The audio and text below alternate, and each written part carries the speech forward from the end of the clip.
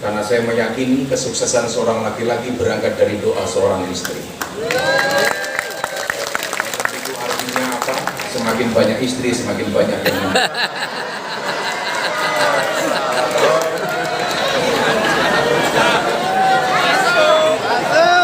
Masuk.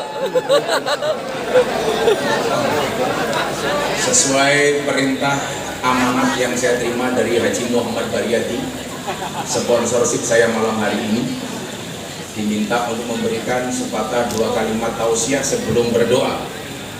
Maka tausiah akan saya sampaikan secara seksama dan dalam tempo yang sesingkat-singkatnya. Pak Baryadi. Bila teman membuatmu kecewa, bila pasangan membuatmu terluka, dan bila corona pernah membuatmu menderita, yakinlah Gus Miftah hadir dengan membawa cinta. Makan pisang goreng, minumnya susu. Makan pisang, gorengnya susu. Minumnya susu. Hei orang Palembang, I love you. Bapak Ibu yang saya muliakan, saya akan ngomong 7 menit saja tentang kerukunan. Ketika Presiden Jokowi memindahkan ibu kota negara dari Jakarta ke IKN, ibu kota Nusantara di Kalimantan, saat itu diperintahkanlah semua gubernur, termasuk Gubernur Sumatera Selatan, untuk membawa tanah dan air. Betul Pak Gubernur? Sehingga kemudian apa? Banyak orang yang gagal paham dengan apa yang diinginkan oleh Presiden, mengatakan Presiden klinik, tahayul, percaya dengan dukun. Kenapa membuat ibu kota harus mengumpulkan tanah dan air dari masing-masing daerah? Bapak Ibu yang saya muliakan, saya kasih analogi yang sederhana. Ingatkah Anda ketika Masjidil Haram dilanda kebanjiran, Hajar Aswad terlepas dari tempatnya, kemudian yang terjadi adalah semua kabilah berebut untuk memesankan kembali Hajar Aswad di tempatnya.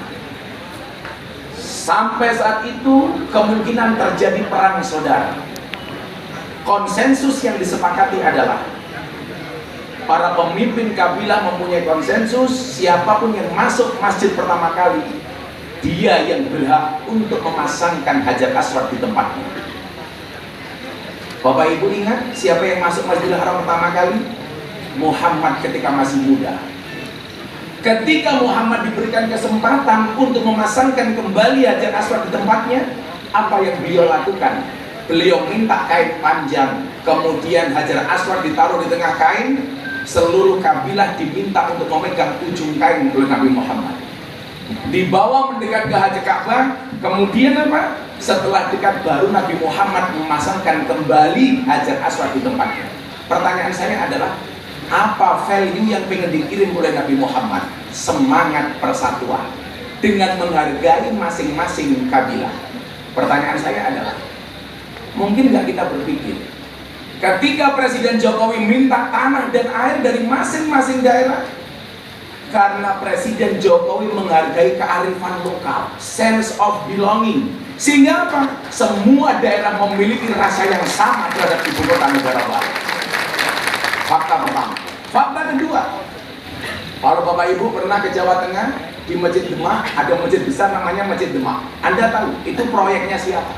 Pimpronya adalah Kanjeng Sunan Kalijogo. Saya mau tanya sama Bapak Puja Sumas, kalau seandainya masjid itu dibangun sendiri oleh Sunan Kalijogo, kira-kira jadi apa enggak? Pasti jadi. Wali Pak Hirman dulu saja bangun masjid jadi, apalagi Kanjeng Sunan Kalijogo. Tapi apa yang beliau inginkan? Beliau minta semua wali untuk hadir di Demak. Maka Sunan Cirebon datang bawa kayu, Sunan Ampel datang bawa kayu. Semangat apa yang dibawa oleh Kanjeng Sunan Kalijogo? Persatuan dan menghargai kearifan lokal. Nah, apa yang dilakukan oleh Presiden Jokowi dalam rangka apa? Menghargai kearifan lokal semua daerah, sehingga apa? Semua masyarakat Indonesia memiliki sense of belonging terhadap ibu kota negara baru yang ada di Kalimantan. Maka saya bilang, Pak Gubernur, Pak Menteri, mohon maaf, sehebat-hebatnya Superman itu kalah dengan super team.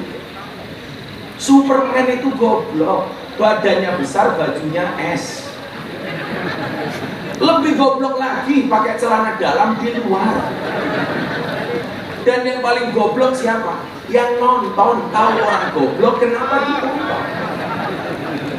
Nah, kalau kita pengen membangun bangsa ini besar, syaratnya cuma satu Bapak Ibu, rukun dan menjalin persatuan. Maka kita diingatkan dengan kisahnya Nabi Musa alaihissalam ketika dilanda kemarau panjang. Dia mengumpulkan semua umatnya untuk melaksanakan sholat istisqa. Apa itu sholat istisqa? Sholat minta air hujan. Kalau Anda punya dua pilihan calon istri, namanya bukan istisqa, istikharah. Tapi ingat, kalau Anda mau istikharah di antara dua pilihan, yakinkan kalau dua-duanya mau sama kamu. Yang menjadi persoalan, kamu istikharah sementara nggak ada yang mau sama kamu. Akhirnya nangis menggunakan quote-nya Pak Gubernur. Jika surat Yusufku tidak mampu meluluhkan hatimu, izinkan kulantunkan surat Yasin sebagai penutup kisah hidupmu. Sholat istisqa 3 kali, Allahu Akbar, tidak turun hujan. 2 kali, tidak turun hujan. 3 kali, tidak turun hujan. Akhirnya Nabi Musa matur sama Allah. Apa dia bilang sama Allah? Ya Allah ya Rabb, kami sudah sholat istisqa 3 kali. Kenapa engkau belum menurunkan air hujan kepada kami? Apa jawaban Allah? Wahai Musa, aku tidak akan menurunkan air hujan kepada kalian. Kenapa? Karena ada di antara umatmu yang tidak akur, ada umatmu yang tidak rukun, ada umatmu yang saling bermusuhan antara satu dan yang lainnya. Kemudian Allah memberikan 2 syarat kepada umatnya Nabi Musa kalau mereka menghendaki air hujan dari Allah. Saya minta 2 syarat ini tolong Anda lakukan. Insya Allah Sumatera Selatan dan Indonesia insya Allah makmur. Amin. Amin. Ini perlu saya sampaikan. Kenapa? Karena berkaitan dengan kerukunan. Anda orang Jawa tinggal di Sumatera Selatan. Saya bangga dengan belangkon saya. Sampai belangkon saya kalau Anda lihat, mohon maaf Pak Gubernur, ini adalah Garuda. Saya kasih NKRI, ini merah putih. 1 tahun yang lalu, 6 bulan yang lalu saya membuat rekor. Saya lelang belangkon untuk Muktamar NU di Lampung. Atas istiqomah dan konsistensi saya pakai belangkon, saya diminta nyumbang Muktamar NU di Lampung. Belangkon saya lempar, saya jual, dilelang, alhamdulillah laku 900 juta. Karena saya konsisten Pak, pakai belangkon. Konsisten itu bahasa agamanya apa? Istiqomah. Kalau istiqomah itu pasti berat. Kenapa? Karena kalau ringan namanya istirahat. Makanya Pak Menteri, saya kemarin dapat 3 penghargaan dari Lembaga Prestasi Indonesia dan Dunia dalam 3 kategori. Yang pertama, lelang belangkon paling mahal sedunia, 900 juta. Coba Anda bayangkan, belangkonnya saja 900 juta, apalagi sarungnya, apalagi isinya. Kemudian yang kedua, saya dikasih penghargaan sebagai dai yang paling konsisten pengajian di lokalisasi dan klub malam. Saya sudah pengajian di lokalisasi bersama para PSK 22 tahun. Saya pengajian kemana-mana Pak Menteri saya ajak, kecuali di lokalisasi. Karena saya khawatir beliau mau masuk nggak mau keluar. Kemudian yang ketiga, saya dapat penghargaan apa Pak Menteri? Ini berkaitan dengan perhubungan. Apa? Saya mendapatkan penghargaan sebagai selebriti yang paling banyak wajahnya dilukis di bokong truk. Ada 350 truk yang bokong truknya digambar wajah saya. Yang paling menyedihkan satu, mobil tangki sedot WC. Ada gambarnya Gus Miftah, ada quote-nya, bokongmu adalah rezekiku. Apa 2 syarat yang diminta oleh Allah supaya turun air hujan? Kalau 2 hal ini kita lakukan, Indonesia makmur, Sumatera Selatan makmur. Amin. 2 hal Bapak Ibu. Yang pertama, kata Allah, wahai Musa, kalau kamu pengen aku menurunkan air hujan kepada umatmu, syarat pertama adalah jadilah umat yang akur, yang rukun, yang saling menghargai antara satu dan yang lainnya. Ini hari ini Bapak Ibu, intoleransi di Indonesia sangat tinggi. Maka tanggal 10 Juni kemarin ketika saya diminta oleh Presiden untuk memberikan tausiah di acara HUT HIPMI yang ke-50, saya diminta berbicara ekonomi berkah. Saya bilang, kalau bangsa ini pengen berkah, jadi umat yang akur, yang rukun. Pak Menteri tahu kalau ke pondok saya, Pak Haji Baryadi tahu, saya tinggal di pesantren yang 60% warganya adalah Katolik. Selatan saya pendeta, utara saya kuburan. Dan subhanallah, saya tidak pernah bertengkar dengan tetangga utara saya. Kuburan. Bagaimana kemudian Allah mau menurunkan rahmatnya manakala kita tidak rukun? Contoh yang paling gampang, saya mau undang Anda selamatan, berkatan di rumah saya. Begitu mau masuk rumah Anda sedang bertengkar dengan istrinya. Akankah saya jadi masuk? Pasti saya balik, Pak. Kenapa? Gak mungkin saya datang ke rumah yang di dalamnya ada pertengkaran. Makanya kalau mau diundang caranya gimana? Jangan bertengkar. Bangsa ini sudah terlalu lama bertengkar. Beda dikit bertengkar. Kalau dulu NU Muhammadiyah bertengkar gara-gara kunut. NU merasa paling benar menggunakan kunut, Muhammadiyah paling benar tidak menggunakan kunut. Tapi subhanallah walhamdulillah, di bawah kepemimpinan Pak Herman Deru, Sumatera Selatan sudah tidak ada yang bertengkar gara-gara kunut. Kenapa? Karena baik orang NU maupun Muhammadiyah di Sumatera Selatan sudah jarang yang sholat subuh.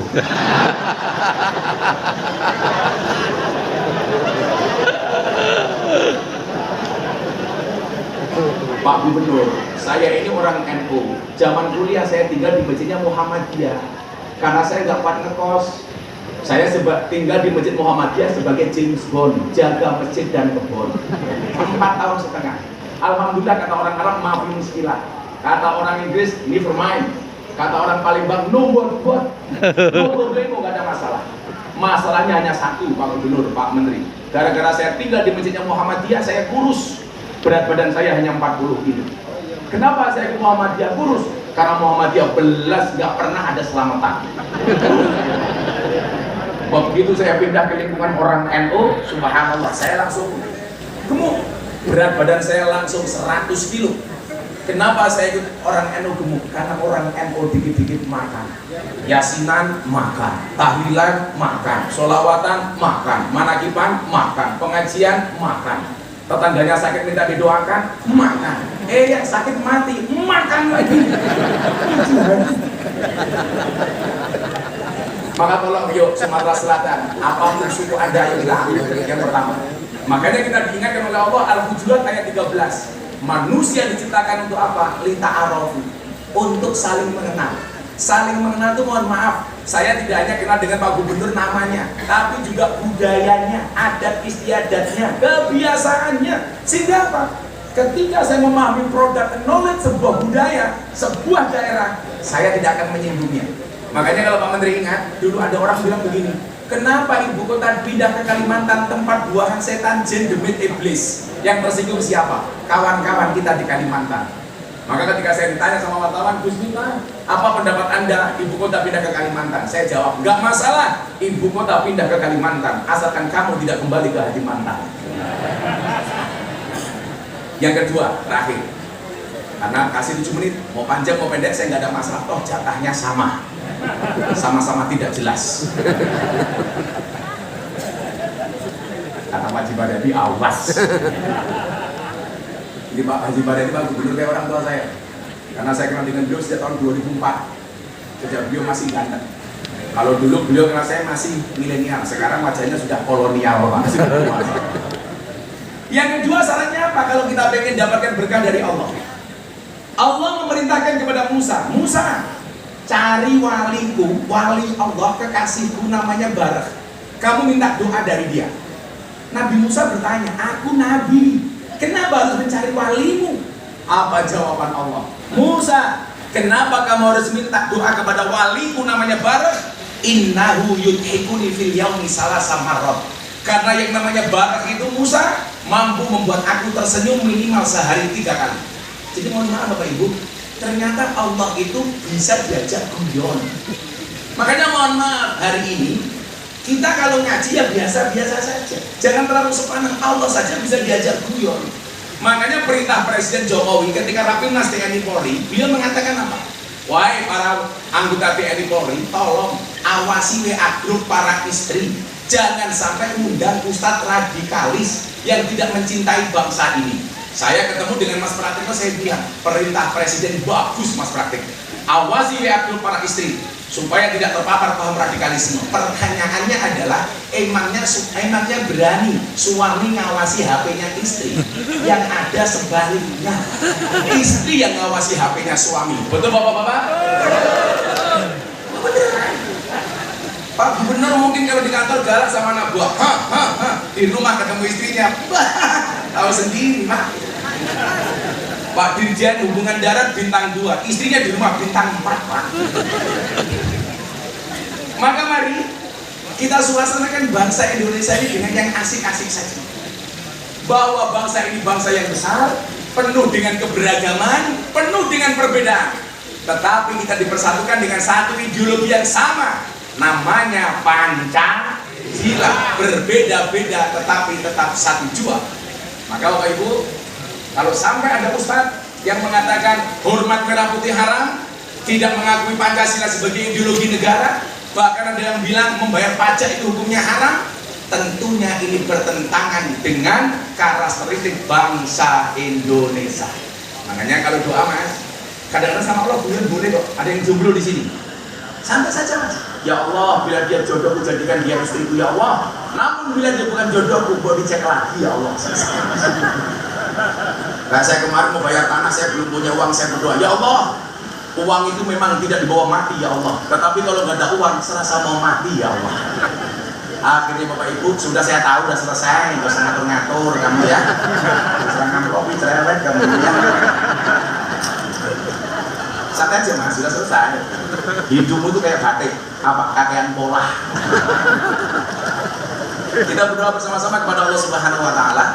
Mudah-mudahan hajat kita semuanya, pengukuhan pengurus paguyuban keluarga Jawa Sumatera, Puja Suma, Provinsi Sumatera Selatan, dengan tema kita rajut dan rawat, suasana guyub rukun, sepi ing pamrih, rame ing gawe, memayu hayuning bawono.